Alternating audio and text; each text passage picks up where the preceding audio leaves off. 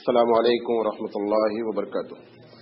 الحمد للہ رب العالمین والعاقبۃ للمتقین والصلاۃ والسلام علی رسولہ الکریم۔ اعوذ باللہ من الشیطان الرجیم، بسم اللہ الرحمن الرحیم۔ لقد کان لکم فی رسول اللہ اسوۃ حسنہ۔ محترم حضرات، یہ سلسلے وار پروگرام چل رہا ہے اور آج اس کا 60واں درس ہے۔ ہم اللہ تعالیٰ سے دعا کرتے ہیں کہ اللہ تعالیٰ صحیح بات کہنے کی اور صحیح بات سمجھنے کی توفیق عطا فرمائے۔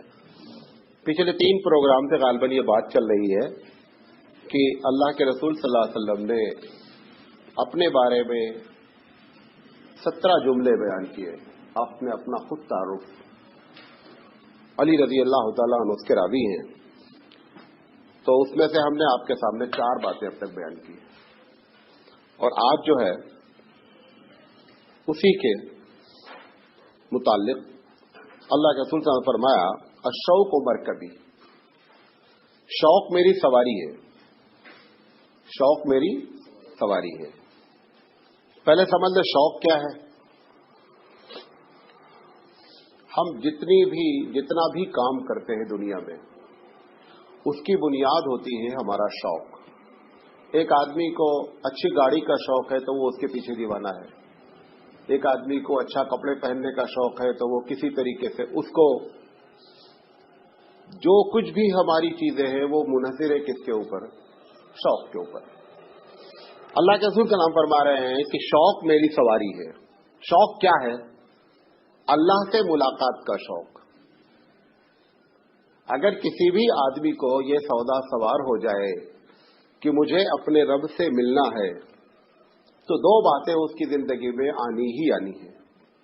سب سے پہلی بات یہ ہے کہ وہ اس دنیا میں غلط کام کر ہی نہیں سکتا۔ ایک بہت ہی نیچرل چیز ہے کہ اگر کسی کو یہ شوق ہو گیا کہ مجھے اپنے رب سے ملنا ہے تو وہ دنیا میں کوئی غلط کام نہیں کر سکتا۔ دوسری چیز، اس کا اس دنیا میں دل ہی نہیں لگے گا۔ اس دنیا میں اس کا دل نہیں لگے گا، اس کا ہر وقت دل کہاں اٹکا رہے گا؟ اس کے شوق میں۔ ابھی نئی ہم گاڑی لے آتے ہیں، کیسا ہمارا شوق ہوتا ہے، صبح بھی پوچھتے ہیں، شام میں بھی پوچھتے ہیں، پھر 2-4-10 دن کے بعد وہ شوق ڈھیلا پڑ جاتا ہے تو ختم ہو جاتا ہے معاملہ۔ اللہ کے رسول صلی اللہ علیہ وسلم فرما رہے ہیں کہ اللہ سے ملاقات میرا شوق ہے اور یہ میری سواری ہے۔ گویا میں پوری زندگی جو طے کر رہا ہوں وہ اس بنیاد پر کہ مجھے اپنے رب سے ملنا ہے۔ یہ جو ہم موت سے گھبرا رہے ہیں، اگر ایمان سے بتائیے، ابھی یہ معلوم ہو جائے، فرشتہ آ کر کے آپ کے کان میں کہے کہ آپ مرنے سے قطعی نہیں گھبرائیں، آپ کے لیے جنت الاٹ کر دی گئی ہے، تو ہم ابھی مرنا پسند کرتے ہیں، ابھی مر جائے تو بہتر ہے۔ ہم مرنے سے کیوں گھبرا رہے ہیں؟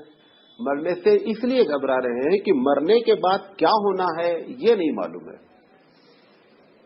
یہ بات اگر معلوم ہو جائے تو ہم کو پھر مرنے کا شوق پیدا ہو جائے کہ ہم جلدی مرے تاکہ ہم اپنے اللہ سے ملیں۔ اور اگر ہم نے اس دنیا میں شرارت کر رکھی ہے تو کبھی شوق ایسا پیدا نہیں ہو سکتا۔ ہم مرنے سے بہت گھبرائیں گے کیونکہ ہم کو اپنے بارے میں سب سے زیادہ معلوم ہے کہ ہم نے کتنی غلطیاں کی ہیں، کتنی چیٹنگ کی ہے، سب کچھ ہم کو معلوم ہے۔ لہذا ہم مرنے سے جو گھبراتے ہیں اس کی ایک بنیادی وجہ یہی ہے۔ یہودیوں نے اللہ کے رسول صلی اللہ علیہ وسلم نے کہا کہ دیکھو ہم لوگ بڑے ہی وی آئی پی قسم کے لوگ ہیں، تو نبی کریم صلی اللہ علیہ وسلم نے فرمایا دیکھو اللہ کے نزدیک وی آئی پی وہی ہے جو حقیقت میں اللہ سے خوف رکھتا ہے۔ اللہ تعالیٰ نے ان سے کہا کہ اگر یہ لوگ کہتے ہیں نحن احب اللہ، ہم اللہ کے بڑے پسندیدہ لوگ ہیں، تو نبی کریم صلی اللہ علیہ وسلم کو اللہ تعالیٰ نے کہا ان سے کہو کہ اگر تم بہت اللہ تم کو چاہتا ہے تو موت سے کیوں گھبرو؟ فتمنوا الموت، موت کی تمنا کرو کہ ہم مل جائے اور اپنے اللہ سے مل جائے جس کو پسند کرتے ہو۔ بھائی جو آدمی جس کو پسند کرتا ہے اس سے اس کی ملاقات بھی کیا کرتا ہے؟ پسند کرتا ہے۔ اللہ نے ان کا امتحان ان کی موت کی تمنا سے لیا کہ تم ان سے کہو کہ تم موت کی تمنا کرو اگر تم اپنے رب سے ملنے کا شوق رکھتے ہو۔ جب یہ بات اللہ کے رسول صلی اللہ علیہ وسلم نے پیش کر دی تو وہ موت سے، اللہ تو جانتا تھے موت سے بہت گھبرا رہے کیونکہ یہاں آنے کے بعد ان کا معاملہ الٹا ہے۔ نبی کریم صلی اللہ علیہ وسلم اپنے بارے میں فرما رہے ہیں کہ مجھے میری جو سواری ہے وہ میرا شوق ہے، اور وہ شوق اللہ سے ملاقات ہے۔ ایک مرتبہ اللہ کے رسول صلی اللہ علیہ وسلم نے فرمایا کہ ابو بکر صدیق رضی اللہ تعالیٰ عنہ سے کہ ایک بندے کو اللہ تعالیٰ نے یہ اجازت دی کہ آپ اگر اس دنیا میں اور رہنا چاہتے ہیں تو آپ کو رہنے کی اجازت ہے، اور اگر آپ اللہ کے پاس آنا چاہتے ہیں تو آپ آ جائیں۔ اپنا نام لے لیا، ایسا بندہ کہہ کے حضور نے ابو بکر صدیق رضی اللہ تعالیٰ عنہ سے یہ بات حضرت عائشہ کو معلوم ہوئی تو حضرت عائشہ نے کہا اللہ رسول فوراً کہہ دیجیے ہم یہاں رہنا چاہتے ہیں۔ تو حضور صلی اللہ علیہ وسلم نے کہا کہ میں تو یہ پہلے ہی بول چکا ہوں کہ میں اپنے اللہ سے ملاقات کرنا چاہتا ہوں، کیونکہ مجھے اس کی ملاقات کا شوق ہے۔ تو اگر کسی بھی مولانا تھانوی رحمۃ اللہ علیہ نے ایک کتاب لکھی، کبھی ملے تو پڑھیے گا، اس کا نام ہے شوق وطن، وطن کا شوق۔ جب ہم نے پہلی مرتبہ اس کا ٹائٹل دیکھا تو ہم سمجھے شاید اپنے ملک سے شوق، انہوں نے وطن سے مراد قبر اور آخرت لی ہے کہ وطن کا شوق۔ اچھا، جس چیز سے ہم گھبرا رہے ہیں مرنے سے، گھبرانے سے کچھ بھی فائدہ نہیں، مرنا ہے بھئی۔ گھبرا کر کے اگر ہم کچھ فائدہ اٹھا لیں تو چلو ٹھیک ہے، گھبرا کر کے کچھ بھی ہم نہیں کر سکتے، تو بہتر یہ ہے کہ موت کا شوق اور اللہ سے ملاقات کا شوق پیدا کریں۔ اب اس پیدا کرنے میں بنیادی چیز ہے کہ وہ شوق اسی وقت پیدا ہوگا جب ہم اس دنیا میں نیک زندگی گزاریں گے، ہمارے اوپر شوق پیدا ہو جائے گا کہ ہم مریں تو ہمارے حالات اچھے ہیں، لہذا ہمیں مرنے کا شوق ہے، اللہ سے ہماری ملاقات کا شوق ہے۔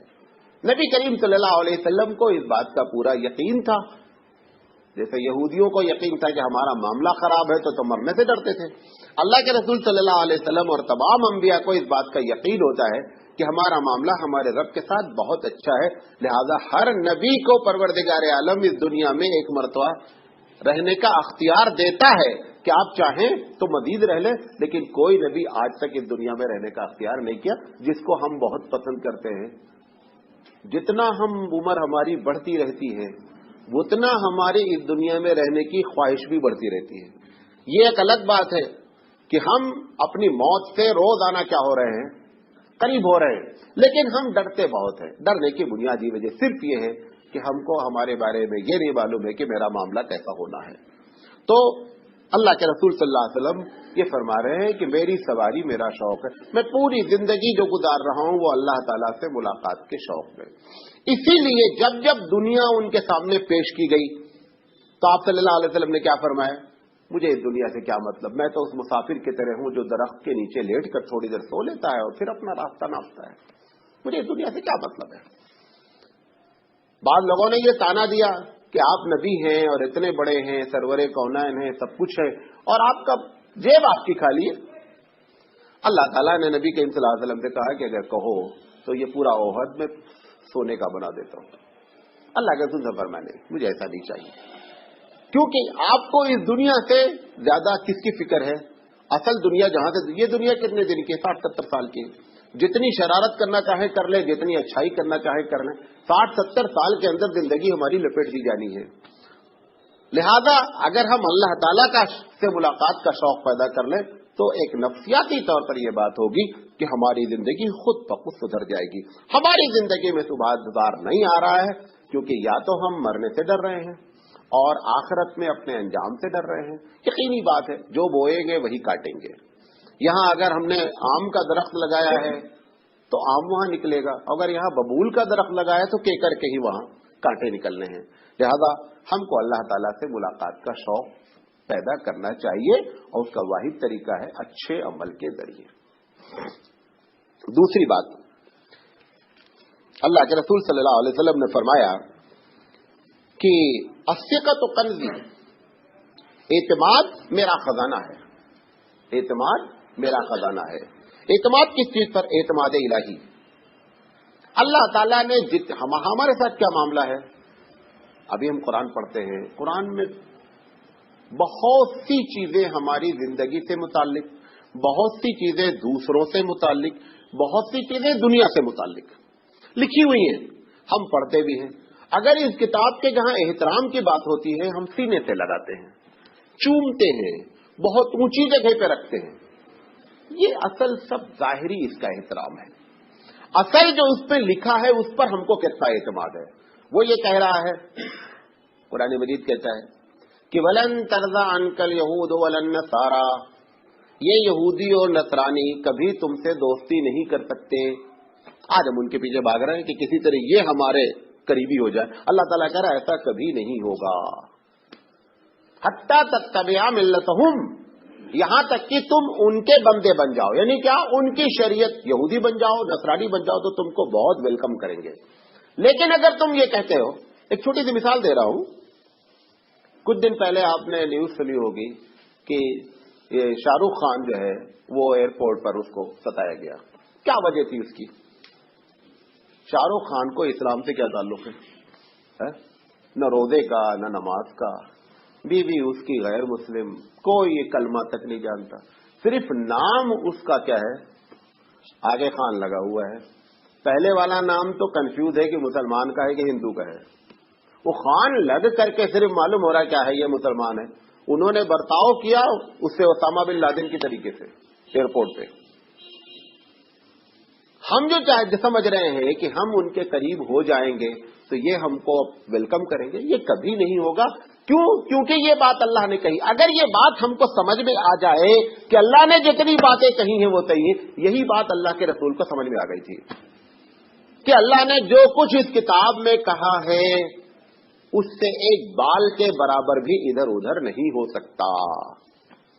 یہ ہماری کیفیت نہیں ہے. ہماری کیفیت ظاہری طور پر قرآن سے بہت رسپیکٹ کی ہے، بڑا احترام کرتے ہیں. اس کے اندر لکھا کیا ہے اس پر ہمیں کوئی مطلب نہیں ہے، اور اگر کبھی بتا بھی دیا جاتا ہے تو ہم اس پر عمل کرنے کے لیے تیار نہیں ہیں. ایک مثال دیتا ہوں اور کئی مرتبہ مثال دے چکا ہوں. ہمارے پاس پراپرٹی ہے، ہمارے باپ مر گئے ہیں.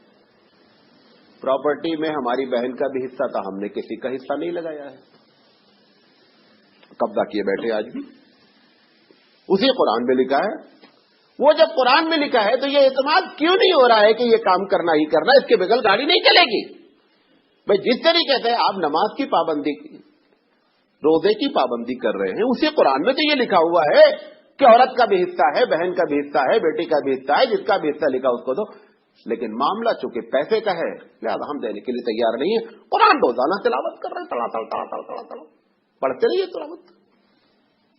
یہ تو اللہ کا فضل ہے اور اس کا احسان ہے کہ آپ کے پڑھنے پر وہ آپ کو نمبر دے دیتا ہے، ورنہ ہے نہیں قرآن. اس لیے مولانا ثانی رحمۃ اللہ لیتے ہیں کہ مقصود نزول قرآن اس کی تفہیم ہے. قرآن کے نازل کرنے کا مقصد اس کو سمجھنا اور اس کو اپنی زندگی پر کیا کرنا ہے؟ لاگو کرنا ہے. تو رسول اکرم صلی اللہ علیہ وسلم فرما رہے ہیں کہ اللہ پر ہمارا اعتماد ہمارا خزانہ ہے. آپ خزانہ جس کا ہوتا ہے، ابھی آپ کی جیب میں، آپ کے بینک بیلنس میں جب پیسہ پڑا رہتا ہے تو کتنا ہمارا ایمان مضبوط رہتا ہے، تگڑا رہتا ہے نا. کہ کوئی بات ہوگی دیکھ لیں گے، ایکسیڈنٹ ہو جائے گا پیسے ہیں، کوئی معاملہ پھنس جائے گا پیسے ہیں. تو وہ پیسہ خزانہ ہے. خزانہ اگر آپ کے پاس ہے، اب چونکہ ہم اس دنیا دار ہیں تو پیسے پہ ہم اعتماد کرتے ہیں. اللہ کے رسول کے سامنے چونکہ آخرت تھی لہذا ان کا خزانہ اللہ پر اعتماد تھا کہ اللہ اپنے ساتھ ہے، معاملہ جو ہوگا دیکھ لیا جائے گا. بڑی دشمنی تھی مدینے میں اللہ کے رسول صلی اللہ علیہ وسلم سے. بڑے لوگ آپ کو جو ہے وہ سیکورٹی دیتے تھے، صحابہ گارڈ سیکورٹی گارڈ کے طور پہ کھڑے ہوتے تھے. آپ سوتے تھے تو چاروں طرف سے پہرا رہتا تھا، جنگ میں کہیں جاتے تھے تو پورا. ایک مرتبہ پروردگار عالم نے کہا واللہ یعصمک من الناس، محمد صلی اللہ علیہ وسلم ان سب کو ہٹا دو، ہم کافی ہے تمہارے لیے. آیت نازل ہوئی تھی. اللہ کے رسول صلی اللہ علیہ وسلم جیسے ہی یہ آیت نازل ہوئی فوراً خیمے سے باہر نکلے اور کہا جتنے لوگ پہرا دو اپنے اپنے گھر میں جا کر آرام کرو، ختم بات ہوگی کہانی. کیونکہ اللہ پر اعتماد اللہ نے نازل کر دیا لہذا وہ ہو گئی بات. ہمارے سامنے بھی ایسی آیتیں بہت سی موجود ہیں جیسے اللہ کے رسول صلی اللہ علیہ وسلم سامنے ہیں، ہمارے سامنے موجود ہیں، لیکن ہمارا اعتماد ہزاروں چیزوں پر ہے. پروردگار عالم سے ہٹ کر کے ہمارا اعتماد ہر چیز پر ہے. خاص کر ویسے تو جب ہمارے حالات بہت اچھے چلتے رہتے ہیں، اسموتھ لائف گزرتی رہتی ہے تو ہم بہت اللہ والے رہتے ہیں. معاملہ تو پتہ چلتا ہے جب ہمارے اوپر مصیبت آئی ہے، ہم پریشان ہیں، پیسے کی پرابلم ہے، ماں بیمار ہے، ادھر سے معاملہ ادھر سے معاملہ، ایسے معاملے میں ہم پروردگار عالم کے اوپر کتنا اعتماد کیے بیٹھے. وہاں پر کبھی مایوسی آتی ہے، کبھی ہم سوچتے ہیں معلوم نہیں اللہ ہے بھی نہیں ہے, ہم اتنا پریشان ہے, دیکھو کچھ بھی نہیں کر رہا ہے. کتنے حالات اللہ کے رسول صلی اللہ علیہ وسلم کے سامنے خراب پیش آئے, لیکن اللہ کے رسول صلی اللہ علیہ وسلم ایسے موقع پر جب وہ تلوار لے کر کھڑا ہے کہ اب تمہیں کون بچائے گا, وہ تو قد کہتے ہیں میرا رب مجھے بچائے گا کیونکہ یہ تمہاری الہی ہے. اگر رب نے موت نہیں رکھی ہے تو کوئی مائی کا لال مار نہیں سکتا, اور اگر رب نے موت رکھ دی ہے تو ساری دنیا کی سیکورٹی باڈی گارڈ ہی مار دیتا ہے. اندرا گاندھی کو کوئی باہر والا نہیں مارا, باڈی گارڈ مارا. جب آ جاتا اس جو پیسہ لیتا تھا تنخواہ کہ میں آپ کے جان کی حفاظت کروں گا, اسی نے وہ پیسہ لے کر کے جان کو لے لیا اٹھا کر کے. تو جب آ جاتی ہے تو ایسے آتی ہے. تو اللہ کے رسول صلی اللہ علیہ وسلم فرما رہے ہیں ثقت و کنزی کہ اللہ پر اعتماد ہمارا خزانہ ہے. تم لوگوں کا اعتماد کبھی تمہاری طاقت ہوتی ہے, کبھی تمہارا پیسہ ہوتا ہے, کبھی تمہارا خاندان ہوتا ہے, کبھی یہ ہوتا ہے ہم بڑے بزنس مین ہیں, کبھی یہ ہوتا ہے کہ ہم بڑے علم والے ہیں. یہ ساری چیزیں تمہارا خزانہ ہے. اللہ کے رسول فرما رہے ہیں میرا خزانہ پروردگار عالم پر اعتماد ہے. اور یہ یقینی بات ہے کہ جس کا پروردگار عالم پر اعتماد ہو جائے گا اس کا سارا معاملہ اپنے آپ حل ہو جائے گا. جو لوگ اللہ سے ڈرتے ہیں, جو اللہ پر اعتماد کرتے ہیں, وہ کسی سے نہیں ڈرتے ہیں. اور اگر ہم نے اللہ سے ڈرنا چھوڑ دیا ہے تو پھر سب سے ڈرنا پڑے گا. ہر جگہ آپ کو ڈرنا پڑے گا. کہیں ایسا نہیں ہوگا کہ بغیر ڈرے ہماری زندگی گزر جائے. اور اگر رب سے ڈرتے ہیں, رب پر اعتماد کرتے ہیں, تو پروردگار عالم کہتا ہے انا ذل عبدی بھی, میں آپ کے ساتھ ویسا ٹریٹمنٹ کرتا ہوں, ویسا برتاؤ کرتا ہوں جیسا آپ میرے بارے میں گمان کرتے ہیں. اگر آپ گمان کرتے ہیں کہ رب ایسا ہے کہ ہماری جان ہر حال میں حفاظت کرے گا, تو پروردگار عالم کہتا ہے کہ میں ویسا کرتا ہوں. اور اگر تم کو یہ ہے کہ صاحب معلوم نہیں حفاظت ہو رہی ہے, تو اللہ بھی اپنا کیا کرتا ہے, حفاظت کو بٹور کے کنارے رکھ دیتا ہے. بات سمجھ میں آ گئی؟ اب یہ اللہ تعالیٰ کے پر اعتماد کرنے کی جو کیسے ہمارا اعتماد بڑھے, یہ دو ایک باتیں بتا کر ہم آگے چلتے ہیں. کہنا تو بہت آسان ہے, یہ تقریر کرنا بھی بہت آسان ہے. مولانا صاحب تو بہت بولتے رہتے ہیں, ہزاروں باتیں بولتے رہتے ہیں. اللہ تعالیٰ پر اگر اعتماد اور بڑھانا ہے ہم کو, اللہ کے رسول کیا کرتے تھے؟ اللہ کے رسول صلی اللہ علیہ وسلم بیٹھ کر غور و فکر کرتے تھے. جتنا آپ اللہ کے کاریگری پر غور کریں گے اتنا پروردگار عالم آپ کے دل میں اترتا چلا جائے گا. ایک ایک چیز پر کبھی غور کریں, پروردگار عالم کی کاریگری پر, دنیا پر, اپنی ذات. اللہ تعالیٰ نے کہیں نہیں کہا ہے کہ مجھے اگر تم کو تلاش کرنا ہے تو خوب روزہ رکھو ہم مل جائیں گے, نہیں. اس نے کہا اگر میرے بارے میں تم کو جاننا چاہتے ہو نا تو اپنے بارے میں غور کرو. اپنا ہاتھ دیکھو, اپنا چہرہ دیکھو, اپنی آنکھیں دیکھو, اپنا دماغ دیکھو. آپ یہ سب چیزیں پہ غور کریں گے, ہم تم کو سمجھ میں آئیں گے ہم کہاں ہیں. تو اگر پروردگار عالم پر اعتماد, اللہ تعالیٰ کی ربوبیت, اللہ تعالیٰ مالک ہے, اللہ تعالیٰ خالق ہے, اگر ان صفتوں پر اگر ہم غور کرنا شروع کر دیں تو ہم کو یہ اللہ تعالیٰ پر اعتماد کیا ہو جائے گا, بڑھتا چلا جائے گا. جتنا ہم اللہ تعالیٰ کے ان صفت پر غور کرنا بند کر دیں گے اتنا اللہ تعالیٰ بھی ہمارے ذہنوں سے کیا ہوتا جاتا ہے, الگ ہوتا چلا جاتا ہے. اس کے بعد نبی کریم صلی اللہ علیہ وسلم نے فرمایا الحزن رفیقی, غم میرا ساتھی ہے. کیا ہے؟ ہم غم پہ بہت گھبراتے ہیں. اللہ کے رسول فرما رہے ہیں کہ غم میرا ساتھی. کس چیز کا غم ہے آپ کو؟ پیسے کا تو غم ہے نہیں, مرنے کا بھی غم نہیں ہے, پھر کس چیز کا غم ہے؟ دو غم ہے. پہلا غم یہ ہے کہ ہماری طرح ہی جان رکھنے والے, گوشت پوست رکھنے والے لوگ اللہ کے ساتھ شرک کر رہے ہیں اور جہنم میں چلے جائیں گے. یہ غم کھایا جا رہا ہے. یہ الگ بات ہے, ہم کو ایسا کبھی غم نہیں ہوتا. ہم کو تو سارا غم اپنے بیوی, بچے, گھر, پیسے, دولت, تجارت, ان سب کا غم ہے. ہم کیوں پریشان ہیں؟ ان سب میں پریشان ہیں. کہیں ٹرک لڑ گیا ہے تو وہ پریشانی ہے, کہیں مال جو ہے وہ تجارت کا نقصان ہو گیا ہے وہ پریشانی. ایک ہمارے دوست بہت بڑے تاجر ہیں, ایک بلڈنگ خریدی انہوں نے دبئی میں 8 ملین کی, 8 ملین درہم کی. اس وقت بلڈنگ کا وہاں بڑا دور تھا. 1-2 سال کے اندر وہ بوم پر پہنچی, 60 ملین آیا اس کا ریٹ. مجھ سے مشورہ کیا, میں بولا دیکھو میں تو ایک مولوی آدمی. انہوں نے کہا نہیں آپ جو بولیں گے ہم وہ کریں گے. ہم نے کہا میرا تو دل کہتا ہے کہ اگر اتنی آ رہی تو آپ بیچ ڈالو, ختم کرو کہانی. ان کا لیگل ایڈوائزر تھا, بڑے بڑے وہ سب پیڈ لیگل ایڈوائزر تھے. उन्होंने कहा मौलाना को क्या मालूम यार, बकने दो उनको, तुम ये 1 साल के बाद 100 मिलियन में जाएगी, आप इसको रोकिए। खैर उन्होंने रोक लिया। उसके 6 महीने के बाद दुबई डूबने लगी। अब वो 60 मिलियन से गिरते गिरते गिरते गिरते अब सोच रहे हैं अब बढ़े अब बढ़े अब बढ़े। वो इस वक्त 8 मिलियन पर कोई लेने के लिए तैयार नहीं है। बहुत परेशान हो गए। मेरे साथ ही नमाज पढ़ते थे, उठते बैठते थे। मैंने देखा काफी परेशान। अब मुझसे बताया इन्होंने, मैं बेच दिया नहीं बेचा, कोई बात ही नहीं, हमें भी क्या फिक्र। हमने कहा आजकल आप बहुत परेशान लग रहे, क्या चक्कर है? उन्होंने कहा तेरा भाई वैसा है कि मुझे 60 मिलियन रेट लगा था, मैंने आपसे मशवरा भी किया था, वो बेचा नहीं, 100 मिलियन के चक्कर में वो डूब गया सारा मामला। अब 8 मिलियन में भी कोई लेने के लिए तैयार नहीं, 8 मिलियन में भी कोई ले तो मैं दे दूं। हमने कहा आपका गम खत्म करने का एक तरीका, ये इसलिए बता रहा हूं, ये सारे ताजिर के लिए ये एक तरीका है अपने गम को खत्म करने का, अगर लॉस होता है तो। इसलिए बयान कर रहा हूं कि कैसेट भी सुनी जाएगी, लोग भी इसको देखेंगे। अगर ये एक फार्मूला ताजिर अपनी जिंदगी में अपना ले तो उसको लॉस का जो गम है वो क्या हो जाएगा, वो नीचे हो जाएगा। हमने उससे कहा, अपने से दोस्त से, हमने कहा अच्छा ये बताओ कि तुम्हारा 8 मिलियन वाला माल 60 मिलियन में एक आदमी खरीद लेता, खरीदने के 1 महीने के बाद वो डूब जाता, कौन? उसको तो डूबना था क्योंकि रेट तो गिर रहा था। अल्लाह ताला ने तुम्हारी वजह से उसको 52 मिलियन नहीं बल्कि 60 मिलियन से बचा लिया। तुम्हारा 8 मिलियन डूबना है ना, उसका 60 मिलियन डूबता अगर वो लेता तो तुम्हारी वजह से अल्लाह ताला ने उसको बचाया। आप बताइए कि तुमको कितना बड़ा सवाब मिला कि अगर वो डूब जाता तो 60 मिलियन वो तो चौराहे पे आ जाता।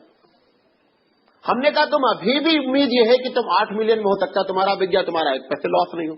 तो हमेशा ये समझें नुकसान हो, हम ताजिर नुकसान किसको कहता है?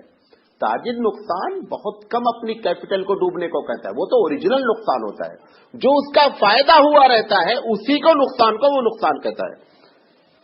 एक दूसरी मिसाल देता हूं। मिसाल के तौर पर जो भी ताजिर बिजनेस स्टार्ट लिया है, 2 तरीके से मालदार दुनिया में है। एक मालदार बाप की वजह से हो गए हैं, वो किसी वजह से हुए होंगे।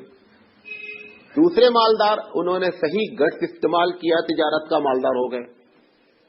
तीसरी मालदारी अल्लाह ताला ने किसी वजह से उसको बगैर गट्स के अता कर दी, वो 1% दुनिया में है, वरना ज्यादातर नीचे से हैं या बकिया अपनी सही कोशिश की बुनियाद पर अल्लाह ने माल अता फरमा दिया। अब जब तुम्हारा डूबा पैसा, जिस वक्त भी डूबा, 2 साल बाद 5 साल बाद, ये आप सोचे जब हमने स्टार्टिंग ली थी तो हमारे पास कितना पैसा था, तो आपको सुकून हो जाएगा कि हमारा पैसा जो डूबा है वो फायदे वाला डूबा है, असल हमारा नहीं डूबा है। जैसे मैंने उनको समझाया कि आप 8 मिलियन आपका बरकरार है, अल्लाह ताला ने तुम्हारी वजह से 60 मिलियन बेच एक आदमी डूबता तो वो तो बेचारा पूरे उसकी जिंदगी, उसके अतराफ में जो लोग थे सारे के सारे तबाह बर्बाद हो जाते। 60 मिलियन बहुत होता है, 1 मिलियन में 10 लाख होता है, और 10 लाख में इंडियन 14 लाख होता है, 140 लाख होता है 10 लाख में। आप अंदाजा करें, 1 करोड़ 40 लाख 1 मिलियन में होता है इंडियन, अरबों खरबों रुपए हो गए। तो हमने कहा कि इस तरीके से, तो हमको जो गम है ना वो इस किस्म का गम है। अल्लाह के रसूल सल्लल्लाहु अलैहि वसल्लम को जो गम था वो 2 गम था। इंसानियत जो शिर्क में मुब्तला है उसका क्या होगा? कुरान मजीद ने जब बहुत ज्यादा देखा अल्लाह ने कि हमारा नबी तो इसी में घुल जाएगा, इसी गम में घुल जाएगा, न इसको पैसे का गम है, न इसको घर अच्छा होने का गम है, न इसको गाड़ी घोड़े का गम है। गम सिर्फ ये है कि इंसान अपने आप को आग से बचा ले। इस गम में अल्लाह ने महसूस किया कि हमारा महबूब खत्म हो रहा है। कुरान मजीद कहता है लाल का बाखर सारे मिलना यूमिनु बिहाज़ल हदीस ऐसा। मोहम्मद साहब आप ऐसा लगता है कि आप अपने इनके पीछे अपनी जान खपा देंगे। अरे आपका काम बल्लिग मा उनज़िला इलैका मिन रब्बिक है मोहम्मद सल्लल्लाहु अलैहि वसल्लम, आप इनको तबलीग करें, छोड़ें नहीं होते हैं। आप इतना गम नहीं करें तो पूरी आप अपनी जिंदगी इनके पीछे लगा दे रहे हैं, इतना कम आप कर रहे हैं। अल्लाह के रसूल सल्लल्लाहु अलैहि वसल्लम फरमाते हैं कि मेरी मिसाल ऐसी है कि जैसे किसी आदमी ने आग जलाई, जब आग जलती है बरसात के मौसम में खासकर देहात में तो बड़े कीड़े आते हैं। अल्लाह के रसूल फरमाते हैं उनको कीड़ों को ये नहीं मालूम कि हम जिसमें जा रहे हैं ये आग है और हम तबाह हो जाएंगे। मेरी मिसाल ऐसी है कि मैं उस आग के किनारे खड़ा हूं, एक एक कीड़े को निकाल कर बाहर करना चाह रहा हूं कि ये आग है, इसमें न पड़ने पाए। पूरी हमारी कोशिश यह है कि बंदा आग से बच जाए। اللہ کے रसूल صلی اللہ علیہ وسلم نے पूरी जिंदगी यही कोशिश की कि किसी तरह इंसानियत किससे बच जाए, आग से बच जाए। उस आग से बचाने के चक्कर को आप कह रहे हैं कि अल हुज़्न रफीकी, गम मेरा साथी है, वरना आपको और किसी चीज का गम नहीं था, गम सिर्फ ये था। दूसरा गम क्या था? एक तो पूरी दुनिया का गम, बहुत बड़ा गम होता है। हम तो हमारे घर में बीवी बच्चे परेशान है तो उनके गम में, हम जो पूरी दुनिया का गम लिए बैठा होगा उसकी क्या हालत होगी। फिर अल्लाह के रसूल सल्लल्लाहु अलैहि वसल्लम को अपनी उम्मत का गम, क्या आपको मालूम है कि उम्मत गलती भी कर रही है? कितनी मर्तबा आपने अल्लाह से रिक्वेस्ट किया कि अल्लाह मेरी उम्मत को माफ कर दे। एक रात में अल्लाह के रसूल सल्लल्लाहु अलैहि वसल्लम हजरत ईसा अलैहि सलाम ने जो दुआ की थी, उसी आयत को तिलावत करते करते पूरी तहज्जुद गुजर गई। तर्जुमा क्या है? इन तुअज़्ज़िबहुम फइन्नहुम इबादुक, अल्लाह अगर तो इनको अजाब ही देगा, यकीनी बात है तू रब है, ये तेरे बंदे हैं, जैसे चाहे अजाब दे दे, हम तो मजबूर हैं, तू पकड़ सकता है, हमारी गलती भी है, तेरा जुल्म भी नहीं होगा, गलती हमने की है, लेकिन अगर तू माफ कर दे तो बड़ा गफूर रहीम है। ये आयत पूरी रात तिलावत करते रहे अपने उम्मत के दर्द में। तो अल्लाह के रसूल सल्लल्लाहु अलैहि वसल्लम को उम्मत का इतना दर्द, अब उम्मत को कितना दर्द है भाई, उम्मत का भी तो कुछ फर्ज बनता है कि अगर अल्लाह के रसूल हमारे गम में इतना परेशान है तो कम से कम उनके गम को कम करने की फिक्र करो। वो गम कैसे उनका कम होगा? हम बहसीते उम्मती गुनाह कम से कम करें कि अल्लाह के रसूल का सर कयामत में शर्मिंदा नहीं हो कि ये हमारी उम्मती है और इतना गुनाह कर बैठे। अगर हम अल्लाह के रसूल की हकीकत में मोहब्बत चाहते हैं, आपको अपनी माँ से मोहब्बत है, अपने बेटे से, आपका यही होगा ना कि कोई ऐसा काम नहीं करे कि अम्मी के दिल को तकलीफ पहुंचे। अम्मी की खिदमत यही नहीं है कि आप अम्मी को अच्छा कपड़ा पहना दें, अच्छा खिला दें, सोना से लाद दें, नहीं। अम्मी की असल खिदमत यह है कि आप ऐसी बातें नहीं करें, ऐसा काम नहीं करें कि अम्मी का सर शर्म से झुक जाए, अम्मी को अंदर से तकलीफ हो जाए। यही बात रसूल अकरम सल्लल्लाहु अलैहि वसल्लम के साथ भी हमको बहसी के उम्मती करना है कि ऐसा कोई काम नहीं करे कि अल्लाह के रसूल का गम जो है वो है, अगर हम बांट नहीं सकते तो कम से कम बढ़ाने की फिक्र नहीं करें। हमारा जो मामला हो रहा है वो बढ़ाने का मामला हो रहा है। एक मरतबा आपको एक वाकया नकल किया था ना कि एक फकीर जामे मस्जिद दिल्ली में बैठा हुआ था, एक अंग्रेज आया, उसका पर्स गिर गया, उसने फकीर ने उठा लिया, देखा बड़ा पैसा है, सोचा दिन भर की दाढ़ी लग गई, चलो अब क्या करने का है, लेकर पर्स चला गया। कहीं कुरान का दर्स हो रहा था, वहां जाकर बैठ गया। वहां पर वो मौलवी साहब तकरीर कर रहे थे कि कयामत में हर, कुरान मजीद की आयत भी है कि कयामत में हर शख्स जिसको मानता है उसके झंडे के नीचे होगा। अगर आपके आइडिया शाहरुख खान है तो शाहरुख खान के झंडे के नीचे होने का है, फिरौन का आइडिया है तो फिरौन के, शाहरुख खान जहां जाना है वहीं आपको भी जाना है। अल्लाह के रसूल को आइडियल बनाओगे, अल्लाह के रसूल जहां जाएंगे वहां तुम भी जाओगे। तो ये दुनिया में तय कर लेना है कि हमको किसके झंडे के नीचे रहना है, वो यही तय करना है। अल्लाह के रसूल सल्लल्लाहु अलैहि वसल्लम तो वो जो उसने सुना कि आप कयामत में हर आदमी अपने नबी के झंडे के नीचे होगा, इसको शाक लग गया कि यार हर नबी अपने झंडे के नीचे होगा। खैर बात हो गई। कुछ दिन के बाद वो अपनी बीवी को विजिट कराने लाया, वही अंग्रेज। इसने देखा वो आ रहा है, इसके पास पर्स अभी ये रखा हुआ था, पर्स की जब कभी मिलेगा हम दे देंगे। तो उसने कहा आपका ये आपका पर्स है, अंग्रेज से कहा। तो उसने कहा कि तुमने देखा नहीं इसको? कहा देखा था। कहा पैसे निकाल लिए? कहा नहीं निकाले। कहा दिल चाहा था निकालने का लेकिन निकाला नहीं। कहा क्यों? कहा हमारे यहाँ हमने एक तकरीर सुनी, उसमें ये कह रहा था कि कयामत में हर आदमी अपने नबी के झंडे के नीचे होगा। मैंने ये सोचा तुम तो क्रिश्चियन हो, तुम ईसा अलैहिस्सलाम के झंडे के नीचे हो गए, मैं मुसलमान हूं, मैं नबी के सल्लल्लाहु के झंडे के नीचे होऊंगा। तुम अपने नबी से कंप्लेन करोगे कि मोहम्मद सल्लल्लाहु अलैहि वसल्लम के उम्मती ने हमारा पर्स मारा, तो हमारी वजह से हमारे नबी को तकलीफ होगी, लिहाजा मैं ये नहीं चाहा कि कयामत में मेरी वजह से मेरे नबी को तकलीफ पहुंचे, ये पर्स अपना पकड़ो। अब हम जितनी बिदअतें करते हैं, जो भी गलत काम करते हैं, खासकर देखिए एक होता है गलत काम, एक होता है बिदअत। बिदअत और गलत काम में फर्क है मालूम? हर गलत काम करने वाला मुसलमान 100% ये समझता रहता है कि ये गलत हो रहा है। आज तक कोई शराबी मुसलमान ये कंफ्यूज होकर शराब नहीं पिया है कि शायद शराब हलाल है, ऐसा नहीं है। जानता है, 100% जानता है कि शराब हराम है। बिदअत करने वाला अल्लाह के रसूल के नाम पे झूठ बोलता है। वो ये कहता है कि ये अल्लाह के रसूल का तरीका है और अल्लाह के रसूल ने वो नहीं किया है, लिहाजा आपने अल्लाह के रसूल की बिदअती कर डाली। इसीलिए अल्लाह के रसूल सल्लल्लाहु अलैहि वसल्लम जो आपके लिए हमारे लिए बड़ी दुआएं करते हैं कि अल्लाह मेरी उम्मत को माफ कर दे, 50 दुआएं मनकूल है।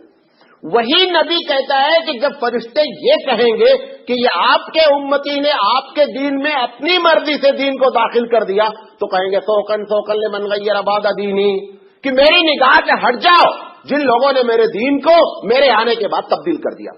गुनाह पर उतना नाराज नबी करीम सल्लल्लाहु अलैहि वसल्लम नहीं हो रहे हैं अपनी उम्मत से जितना इस बात पर गुनाह हो रहे हैं कि मेरा नाम लेकर के तुम सुन्नत को मुर्दा करके और बिदअत को जिंदा करने। लिहाजा जिंदगी में 2 चीजों से पहला हुजूर का गम शिर्क करने से है।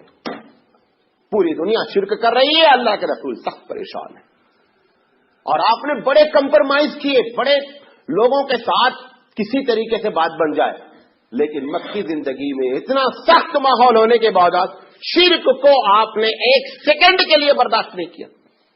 मक्के के बड़े मसाइल थे।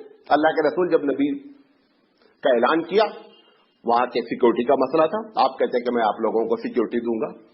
तालीम का मसला था, आप बोलते मैं लोगों को अंदर तालीम पे। सारा मक्का आपके साथ टूट पड़ता, क्योंकि अमीन और सादिक का लक़ब तो पहले ही दे चुका था, लेकिन आपने एक ऐसा इशू उठा दिया, पूरा मक्का जल उठा। आपने कहा आप पहले ये कहना है कोई अल्लाह नहीं है, ला इलाहा, फिर कहना है अल्लाह एक है। अगर इसका उल्टा भी इशू उठाया जाता तो भी मुखालफत हमारी समझ से कम होती, लेकिन अल्लाह जो हकीमों का हकीम है उसने वो इशू उठवाया कि नहीं साहब मोहम्मद सल्लल्लाहु अलैहि वसल्लम ये इनसे कोई 1% भी नीचे नहीं आने का है। भाई अगर ये कहा जाता अल्लाह है, ये बात भी कही जा सकती, ये कहने की क्या जरूरत है, नहीं अल्लाह कोई नहीं है, ये पहले बोलो फिर बोलो अल्लाह एक है। तो पता है चला कि अल्लाह के रसूल का जो असल गम है, जो आप कह रहे हैं कि गम मेरा साथी है, पहला गम है कि लोग शिर्क करके अपनी जिंदगी तबाह कर रहे हैं और कयामत में जो है इसका, क्योंकि बकिया सारे गुनाह के बारे में तो जानते थे कि अल्लाह माफ कर दे, लेकिन इसके बारे में तो कुरान खुलकर बोल दिया इन्नल्लाह ला यग़फ़िरु अन युश्रका बिही, कि मैं शिर्क करने वाले को माफी नहीं करूंगा। अल्लाह को, इस अल्लाह के रसूल को ये गम खाया जा रहा है। तो एक गम किस चीज का है, शिर्क का है। अब अगर उम्मती कहीं बिदअत करने के बजाय शिर्क पर आ जाए तो क्या मामला बनेगा? आज हमारी कैफियत क्या है? आज हमारी कैफियत बिदअत तो बात की हो गई, हम शिर्क में क्या हो रहे हैं, डूबे चले जा रहे हैं। ये तो हर वक्त दुआ करते रहना चाहिए, परवरदिगार आलम शिर्क से हिफाजत फरमा। बड़ी खतरनाक चीज है। अल्लाह के रसूल सल्लल्लाहु अलैहि वसल्लम को अगर गम से निकालना है तो कम से कम अपने, हालांकि ये तो हमारी मजीद जिम्मेदारी है कि हम दूसरों को भी शिर्क से निकालें, लेकिन उम्मत दूसरों को कब शिर्क से निकालेगी? जब पहले खुद शिर्क से निकल आए। अगर वो खुद शिर्क में मुब्तला है तो किस मुंह से? मिसाल के तौर पर एक आदमी जो है वो कब्र पे सजदा कर रहा है, आज मैं धारवाड़ गया देखा सजदा कर रहा है, वो किस मुंह से कह सकता है किसी गैर मुस्लिम से कि तुम इस पत्थर के सामने क्यों सजदा करो? कैसे कह सकता है? वो नामुमकिनात में से है। भाई नेहरू जी ने यही तो तकरीर में कहा था अजमेर में, कहा हिंदू और मुसलमान को लड़ने की हमारी समझ में तो कोई वजह नहीं आती है। हमारा खुदा जमीन के ऊपर बैठा हुआ है, तुम्हारा 2.5 फीट नीचे है, बकिया क्या फर्क है? तुम भी सजदा करते हो, हम भी सजदा करते हो, तुम भी फूल चढ़ाते हो, हम भी फूल चढ़ाते हैं, तुम भी उसके सामने झुकते हो, हम भी उसके सामने रखते, तुम भी उससे मांगते हो, हम भी उससे मांगते हो। हमें तुम्हें क्या, हमारी तुम्हारी लड़ाई का तो समझ नहीं आता। भाई हमारा ऊपर है, तुम्हारा नीचे, बकिया कोई फर्क नहीं है। लोग ताली बजे, क्या बात कही, और जूता मारा सारे मुसलमानों को, शाल में लपेट के मारने वाली जो बात बोलते हैं वो शाल में लपेट के मारा गया। अल्लाह के रसूल की पूरी जिंदगी इसी गम में हुई कि काश दुनिया शिर्क से बच जाए और उम्मत काश बिदअत से बच जाए। आज उम्मत का यही दोनों में मामला क्या हो रहा है, गर्क हो रहा है। अल्लाह ताला से दुआ है कि अल्लाह ताला जो है उम्मत को शिर्क से और बिदअत से हमारी हिफाजत फरमाए। एक बात और कह के अपनी बात खत्म करेंगे।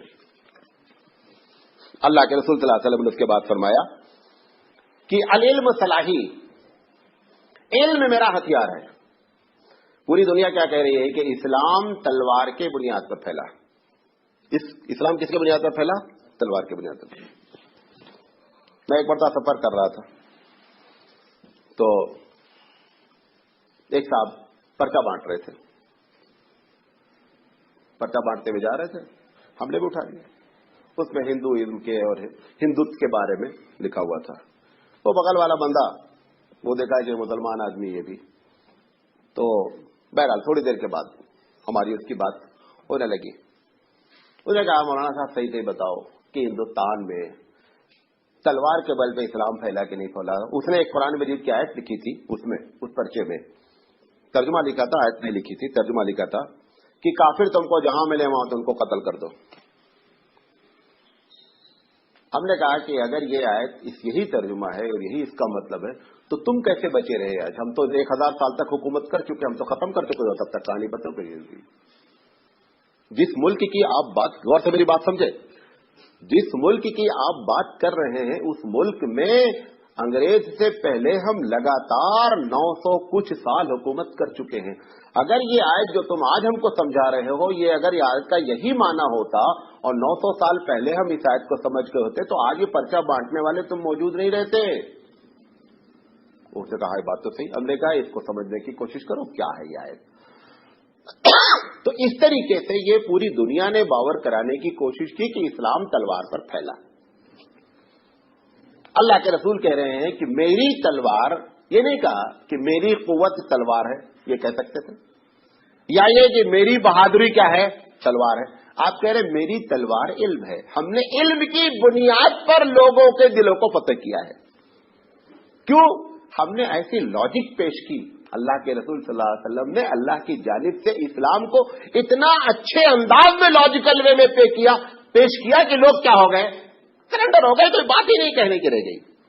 तो अल्लाह के रसूल सल्लल्लाहु अलैहि वसल्लम फरमा रहे हैं कि इल्म जो है ना, इल्म मेरी तलवार है, जिसको तुम समझ रहे हो कि जिस तलवार की बुनियाद पर इस्लाम फैला है, उन लोगों को कम से कम इस हदीस पर गौर करना चाहिए कि अल्लाह के रसूल खुद फरमा रहे हैं कि इल्म के जरिए मामला हुआ है।